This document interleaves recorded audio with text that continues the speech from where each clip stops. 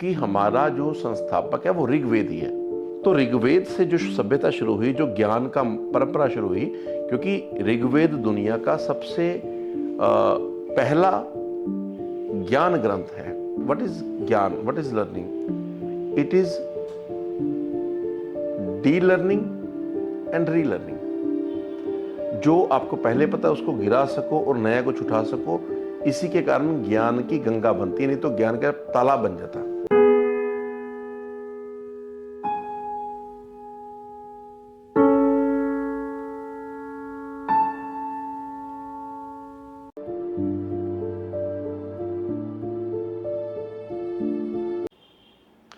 नमस्कार, हम अब आ गए हैं योग दर्शन की इंट्रोडक्टरी पार्ट के 5वें एपिसोड में।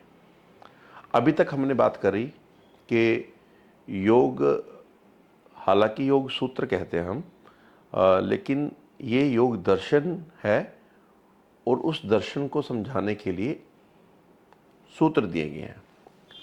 टोटल इसमें 196 सूत्र हैं और ये जो 195 और 96 दो मत हैं इसके ऊपर के। एक तरह से बोलते हैं हम 195 है और कुछ लोग बोलते हैं 196 है। 196 पकड़ लेते हैं। तो ये जो सूत्र हैं, इन सूत्रों में पिरोकर, इसलिए सूत्र बोल रहे हैं ना हम, इन सूत्रों में पिरोकर जो एक दर्शन की माला हमारे गले में पहनाई जा रही है, उस माला का नाम है योग दर्शन। और ये इसके रचयिता, इसके बनाने वाले हैं महर्षि पतंजलि। तो अभी तक हमने देखा कि अथ योग अनुशासनम का अर्थ जितना संभव हो सका वीडियोस में उतना हमने बात करके उसको जानने की कोशिश की। इसके आगे आता है जो बड़ा मशहूर है कि योग जो है वो चित्त की वृत्तियों का निरोध करता है, कि चित्त वृत्ति निरोध, के चित्त की वृत्तियां का जो निरोध करे उसी का नाम योग है। पहले तो हम ये देखेंगे कि चित्त जो है उसको क्या कहते हैं, मतलब क्या है चीज, मन है क्या या सिर्फ मन है? तो इसका जो जवाब है हमें मिलेगा सांख्य दर्शन में। तो अब चित्त को समझने के लिए हमें जाना पड़ेगा सांख्य दर्शन की तरफ। तो वहां से आते आते हम नीचे चित्त तक पहुंचेंगे। तो अब सांख्य दर्शन जो है वो शुरू किया है महर्षि कपिल ने। जैसे मैं पहले भी बताता था कि we are not biographical people, we are gyan margi. तो महर्षि कपिल कब हुए इसके बारे में हमें कुछ पता नहीं, एग्जैक्ट टाइम अंदाजे हैं और बहुत से अंदाजे हैं, लेकिन एग्जैक्ट टाइम किसी को भी नहीं पता। लेकिन सांख्य दर्शन जो है वो मानवता के इतिहास का अगर सबसे पुराना दर्शन कहा जाए तो भी गलत नहीं है, क्योंकि वी द ऋग्वेदिक पीपल, मैं कई बार बताता हूँ, यहाँ सरस्वती सिविलाइजेशन, इसके कई सारे नाम हैं जिसमें से भारत का आइडिया निकला है। तो जो सभ्यता है वो हमारी, मुझे ऋग्वेदिक पीपल नाम ज़्यादा पसंद है। आजकल जो मॉडर्न इसके बारे में नाम चर्चा में है, कुछ लोग इसको सरस्वती सिविलाइजेशन कह के डिनोट करते हैं, कैसे भी कर लो। तो मैं ऋग्वेदिक पीपल से ही बात करूंगा। तो जब मैं ऋग्वेदिक पीपल कहूँगा आगे भी कहीं भी, तो आपको समझ लग जाना चाहिए कि हम उस सभ्यता की बात करते हैं जो सबसे दुनिया में सबसे पुरानी है और आज तक कायम है। यूनेस्को का भी एक वो है सर्वे, उसने बताया कि मानवता के इतिहास में हजारों सभ्यताएं पैदा हुई। यूनेस्को की बात कर रहा हूँ मैं। तो एक ही सभ्यता है जो शुरू भी सबसे पहले हुई और अभी तक सरवाइव कर रही है, वो हमारी वाली सभ्यता है। हम उसको कोई भी नाम दे दें, तो सनातन कह देते हैं, वो भी नाम अच्छा है।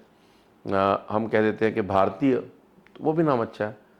तो लेकिन ऋग्वेदिक पीपल कह देना, क्योंकि हमारा जो संस्थापक है वो ऋग्वेद ही है। उसके पहले मानव तो थे, सभ्यता बनी थी कि नहीं बनी थी इसका प्रूफ नहीं था हमारे पास। तो ऋग्वेद से जो सभ्यता शुरू हुई, जो ज्ञान का परंपरा शुरू हुई, क्योंकि ऋग्वेद दुनिया का सबसे पहला ज्ञान ग्रंथ है और किसी भी प्रकार का ग्रंथ है, उसके पहले लिखा भी नहीं गया था। यूनेस्को की वर्ल्ड हेरिटेज में ऋग्वेद को भी माना जाता है। तो यूनेस्को मतलब ये एक्नॉलेज करती है कि Rigveda is the oldest text of this whole mankind history. तो हम उस सभ्यता से बिलोंग करते हैं, ये इसकी गहराई समझ लेना जरूरी है। तो जो उस समय से चलती आई सभ्यता है, उसने जो पहला दर्शन बनाया, उस दर्शन का नाम है सांख्य दर्शन। सांख्य इसका नाम क्यों है, हजार मत है इसके बारे में, लेकिन जैसे मैं बात कर रहा था अभी कि हम बायोग्राफिकल पीपल नहीं है, हम ज्ञान मार्गी हैं। हमें नहीं पता कि कपिल महर्षि कहाँ के थे, उनका नाम भी कपिल था क्या, कि जैसे हमने सुश्रुत का नाम सुश्रुत से रखा, चरक चलने वाले का नाम चरक रख दिया, शंकर के आचरण वाले का नाम शंकराचार्य रख दिया, इसी तरह से नाम बना है क्या, वो भी नहीं मुझे पता। मुझे तो नहीं पता, किसी को पता हो सकता है शायद, लेकिन हमें श्योरिटी कुछ नहीं है। बस हमारे पास एक नाम है सांख्य दर्शन, और उसके ऊपर जो पहला सबसे इम्पोर्टेंट काम है उसका नाम है सांख्य कारिका। तो ये सबसे पहली बार उन्होंने प्रोड्यूस किया था सांख्य दर्शन को, कहीं कहीं से बिखरा हुआ टेक्स्ट निकाल के। तो ये है सांख्य दर्शन की हिस्ट्री। बता दिया, लेकिन इतना पतंजलि को समझने के लिए इसकी हिस्ट्री की बड़ी ज़रूरत नहीं थी। लेकिन सांख्य दर्शन का जो फिलॉसफी है वो ज़रूरी है। सांख्य दर्शन की फिलॉसफी ऐसे तो काफ़ी बड़ी है, लेकिन मैं उसको सरल करते हुए थोड़ा सा उसको ट्रिम करता हूँ कि जिससे वो सांख्य में ही घुस ना जाए कहीं, और योग को समझने के लिए जितनी सांख्य की ज़रूरत है उतनी हम समझ भी लें। तो अभी वेस्ट में भी एक वो है, चर्चा छिड़ी हुई है कि कॉन्शियसनेस पहले आई कि मड, पंचभूत, मिट्टी या पत्थर कुछ भी, ये पहले आया, और ये जो कॉन्शियसनेस है, चेतना है, वो मड में कैसे घुस गई, मतलब how mud become conscious. This मैं वेस्टर्न आइडिया बता रहा हूँ। उनके हिसाब से कॉन्शियसनेस बाद में एंटर की है। मैं ये झगड़ा जो है ये बहुत ऐसे बना हुआ है, और इसका सोल्यूशन आगे भी नहीं निकलेगा। ये फिलोसफिकल एक क्या बोलते हैं उसको, एक दुविधा है कि मड कॉन्शियस कैसे हुई, और अगर मड मैं यूज़ कर रहा हूँ क्योंकि उन्होंने ये मड यूज़ किया वर्ड, पंचभूत बोल रहा हूँ कि एक तो है मैटर और एक है कॉन्शियसनेस। मैटर में कॉन्शियसनेस घुसा, या कॉन्शियसनेस जो है वो मैटर में घुस गया। मतलब वट इज़ द हाउ, जैसे मैं हूँ, आप हो, तो आप फिजिकल बॉडी भी हो, यू आर मैटर, और आप में कॉन्शियसनेस, चेतना भी है। तो इन दोनों का मिलन कैसे हुआ, ये है सांख्य दर्शन का, जो इसको समझाने की कोशिश करता है वो है सांख्य दर्शन हमारे यहाँ पे। तो सांख्य दर्शन ने ये बोला कि दो चीज़ है, जिसको मैं कॉन्शियसनेस बोल रहा हूँ उसको सांख्य दर्शन ने बोला है पुरुष, और जिसको हम बोल रहे हैं मैटर या मड या फिजिकल थिंग, उसको वो बोलते हैं प्रकृति। प्रकृति शब्द भी थोड़ा सा गौर करने लायक है। प्र मीन्स प्रायर, कृति मीन्स बनाना कुछ, कृति। तो जब ये सब दुनिया उत्पन्न हुई उससे भी पहले जो था वो प्रकृति है। तो इसलिए हम प्रकृति को, जब ऋग्वेद आप पढ़ते हो तो कुछ लोग इसके बारे में वो भी करते हैं कि ये तो सूर्य को पूज रहे हैं, ये धरती को पूज रहे हैं, ये हवा को पूज रहे हैं, ये किस तरह के भगवान हैं इनके। वेस्टर्न हम पे ये लाछन लगाते हैं, लेकिन प्रकृति जो है वो ओल्डेस्ट है। तो हमें जिसने भी जो कुछ दिया, अगर सूरज ने हमें कुछ दिया, हम समझ गए थे उस समय भी कि सूर्य ने हमें कुछ दिया जिसके कारण हमारा अनाज पैदा हो रहा है, जिसके कारण वर्षा हो रही, तो हमने उसको बोला कि सूर्य हमें कुछ देता है तो सूर्य देव है।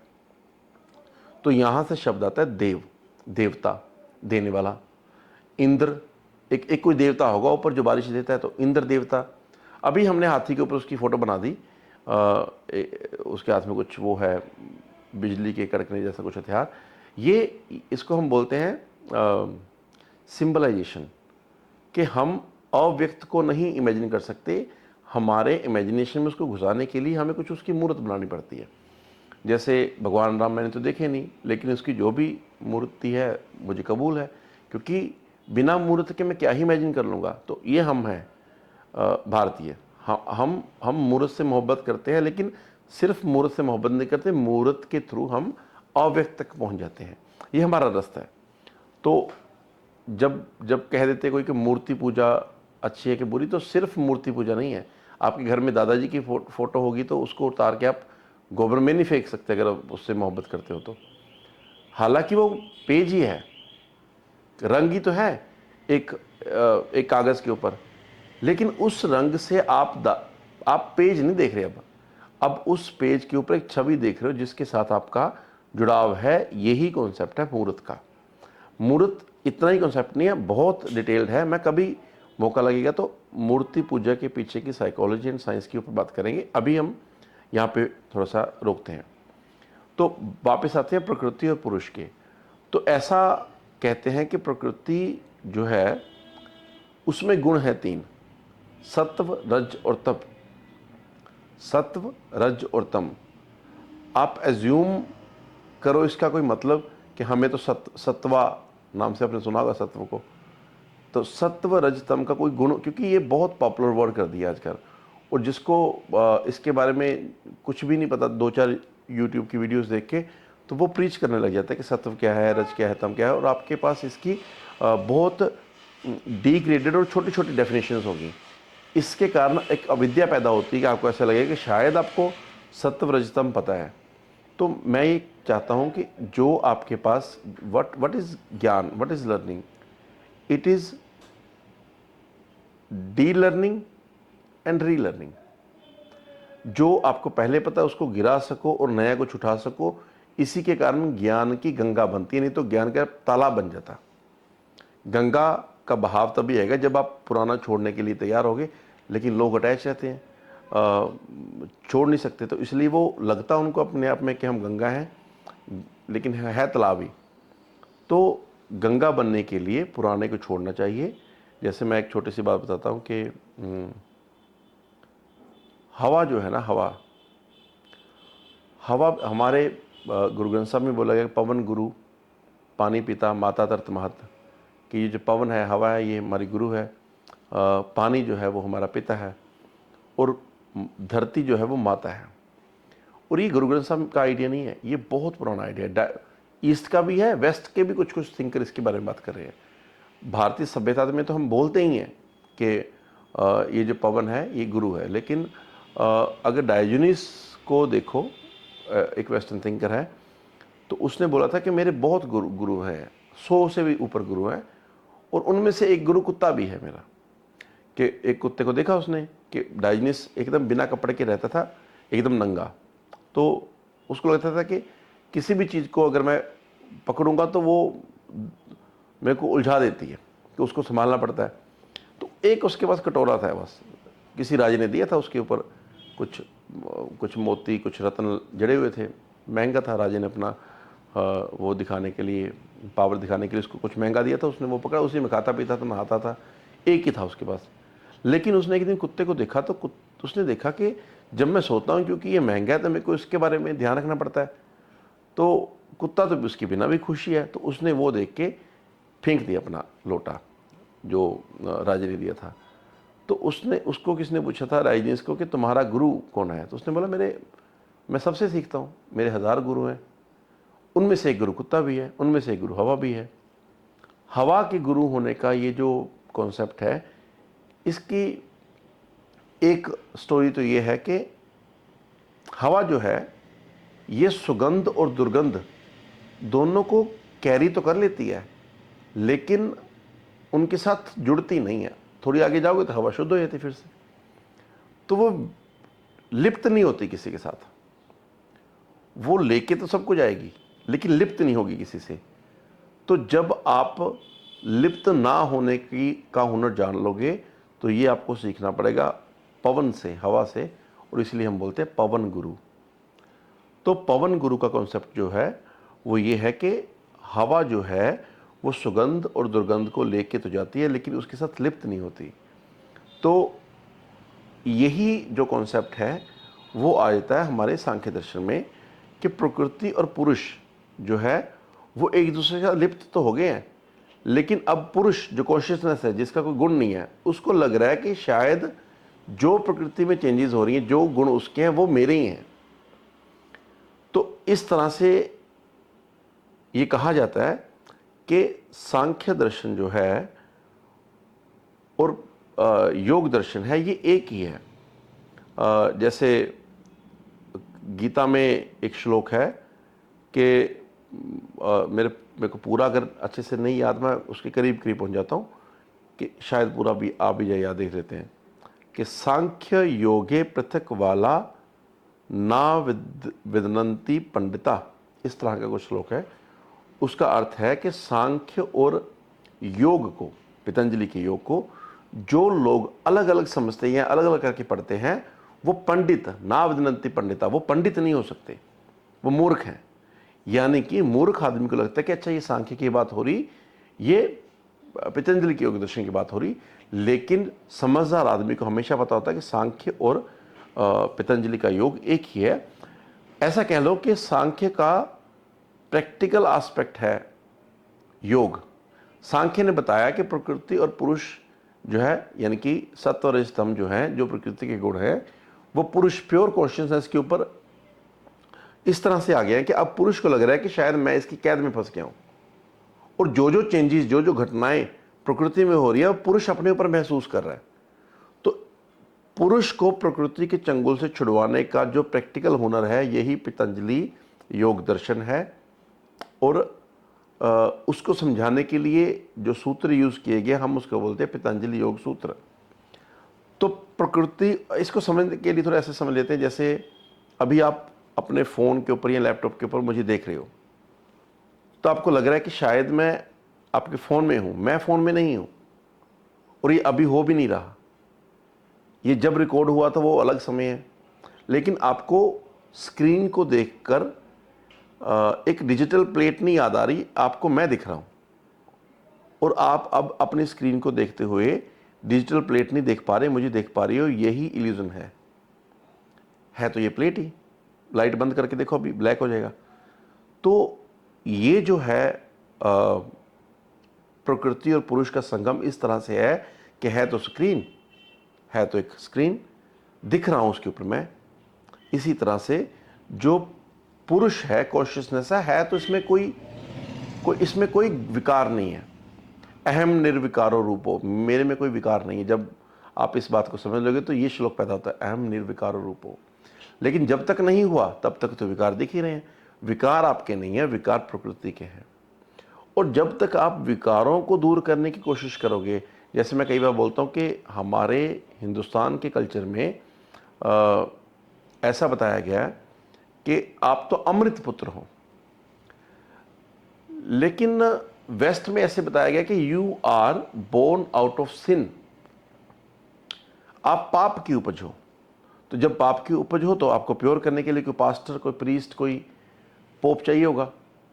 लेकिन दुर्भाग्य से हमारे गुरुओं ने, सो कॉल्ड अच्छे गुरु नहीं, जो 2 4 5 है तो बहुत सारे, मैं बस लाज रखने के लिए 2 4 5 बोल रहा हूँ, तो जो 2 4 5 गुरु हैं वो वेस्ट से इन्फ्लुएंस होकर आपको भी सिखा रहे हैं कि आप में पाप है और गुरु के चरण में आओगे तो आपको प्योर करेंगे, अमृत पुत्र हो, आप वेद की घोषणा है। और जिस दिन आपको वो बता देंगे कि आप में कोई विकार है, आप ये पाप है, ये पुण्य है, ये तो गलत बात है, इस तरह से करना गलत बात, उस दिन वो आपको पापी घोषित करके आपको प्योर करने के सौदे में लग गए। तो इस तरह से आप, एक तो पहली इल्यूजन है आपके ऊपर कि आप हो तो पुरुष लग रहे हैं, प्रकृति के गुण आ रहे हैं। दूसरा गुरुजी का भी पड़ गया आपके ऊपर कि अब अच्छा उन्होंने भी बोल दिया, वो वहाँ से भी उनकी नज़र में भी प्योर बनना। आप पैदा ही प्योर हुए हो, भगवान कुछ खराब कोई चीज़ क्यों बनाएगा। मैं अक्सर बोलता कि जब हम किसी को कुछ खराब बोलते हैं ना, तो हम क्रिएशन को नहीं, क्रिएटर को भी बीच में ले आते हैं। तो मुझे नहीं समझ लगता कि कोई एक आदमी प्योर कैसे है और दूसरे साथ भी। हाँ, अज्ञान है, ज्ञान से दूर कर लो, पतंजलि ने रास्ता दिया है। लेकिन इसके लिए मेरे को अपने घर में किसी की बड़ी सी मूर्ति लगानी पड़ जाएगी, मेरे को अपने रिश्तेदारों को भी उन्हीं की भाषा में बात करनी पड़ेगी। मैं बात भी करूँगा तो नमस्कार या कुछ नहीं बोलूँगा तो अपने गुरु की जय बोलूँगा। तो ये इतना करने की ज़रूरत नहीं है। करते रहोगे तो कर भी सकते हो, आपको अगर अच्छा लगता है, अगर आपका हैबिट बन गया तो। लेकिन इससे छुटकारा नहीं होगा फिर। नमस्कार से मेरे को एक बात याद आ रही है। हम हिंदुस्तान में जितने भी धर्म पैदा हुए ना, हम बोलते हैं, या तो हम बोलते हैं नमस्कार, या हम बोलेंगे जय श्री राम, जय श्री कृष्ण, कुछ भी, है ना। जय मेरे मोहल्ले वाले गुरुजी नहीं बोलते हम कभी भी। जय फलाने शहर के गुरुजी नहीं बोलते हम भगवान को बोलते हैं। क्योंकि इसके जैसे हम पंजाब में सिखिज़म में क्या बोलते हैं, सत श्री अकाल, आपने सुना होगा शब्द, लेकिन उसका अगर ब्रेक करोगे तो क्या, सत्य श्री अकाल, वो जो समय से नहीं बंधा हुआ वही सत्य है। अच्छा, हम गुड इवनिंग गुड मॉर्निंग क्यों नहीं बोलते, बोलने लग गए, लेकिन भारत की ट्रेडिशन में तो ये नहीं है। तो क्यों नहीं हम बोलते, क्योंकि हम समय का हिसाब रखते ही नहीं। हम तो ऐसे देखते हैं कि मुझे आपको देख के भी भगवान, आपके बीच में भी मुझे भगवान दिख रहा है, तो आपको देख के मैं बोल दूँ जय श्री राम, कि मुझे आप में भी राम दिख गया, तो मैंने आपके थ्रू उन्हीं को प्रणाम कर दिया। नमस्कार होता है आई बो in front of you. Actually मैं आपके सामने बो नहीं कर रहा। आपके अंदर जो कॉन्शियसनेस है, जो पुरुष है, वो तो निर्विकार है, वो तो भगवान के अंश है, प्रकृति का उसके ऊपर जोर है। तो अगर आप कुछ खराब भी बिहेव करोगे, वो प्रकृति के इन्फ्लुएंस के कारण करें। पुरुष तो पुरुष है ना, कॉन्शियसनेस, पुरुष मेल नहीं है, कॉन्शियसनेस है। इसलिए मैं बोलता हूँ कि थोड़ा सा है ना फिलोसफिकल एज होगा तो समझेंगे। तो ये है प्रकृति और पुरुष, और इसके कारण जो पैदा होती है इल्यूजन, और इस इल्यूजन को जो दूर करे उसका नाम है महर्षि पतंजलि। तो सांख्य दर्शन का थोड़ा सा परिचय हुआ। सांख्य दर्शन के आगे हम चलेंगे कि सृष्टि उत्पत्ति कैसे हुई। जैसे अव्यक्त, महत, अहंकार, पंचमहाभूत, पंचतन माता, ऐसे करके 25 बन जाते डिवीजन इसकी। तो संख्या 25 है, तो शायद इसी से हम गैस करते हैं, आजकल की जो बुद्धिजीवी है वो गैस करते हैं, शायद इसलिए इसका कुछ संख्या बता रहे हैं कि इसके इतने टाइप, इसके इतने टाइप, तो शायद सांख्य दर्शन होगा शायद नाम इसका। कारण किसी को भी नहीं पता, बट इतना पता है कि सांख्य दर्शन है, और सांख्य दर्शन में सृष्टि उत्पत्ति बताई है। और पहले अव्यक्त है, फिर उसमें प्रकृति पुरुष है, वो मिलके हिरण्यगर्भा बन जाएगा, हिरण्यगर्भा मिलके अव्यक्त, महत, अहंकार, ऐसे आता रहेगा। तो प्रकृति और पुरुष जो है, जो अलग अलग हैं, एक जड़ है, एक चेतन है। जो जड़ है वो मैटर है, जो चेतन है वो कॉन्शियसनेस है। जड़ का रूप है, कॉन्शियसनेस का कोई रूप नहीं है। तो ये मिलके अब एक जैसा बिहेव कर रहे हैं। और पुरुष जो है, जो आप ही हो, जो शरीर नहीं है, शरीर के पीछे जो कॉन्शियसनेस है, जो चेतना है, हम उसकी बात कर रहा हूँ, उसको ऐसे लगने लग गया है कि शायद मैं ही, ये जो शरीर के साथ घट रहा है, ये जो बुद्धि में घट रहा है, जिसके बारे में सोच रहा हूँ, शायद ये मेरे साथ घट रहा है। पुरुष तो फंस गया इसके चक्कर में। तो इसको छुड़वाने का जो साधन है वही है योग सूत्र। ज़्यादा टफ ना हो जाए, इसको एक दो बार सुन लो और वेट करो अगले एपिसोड की। Thank you.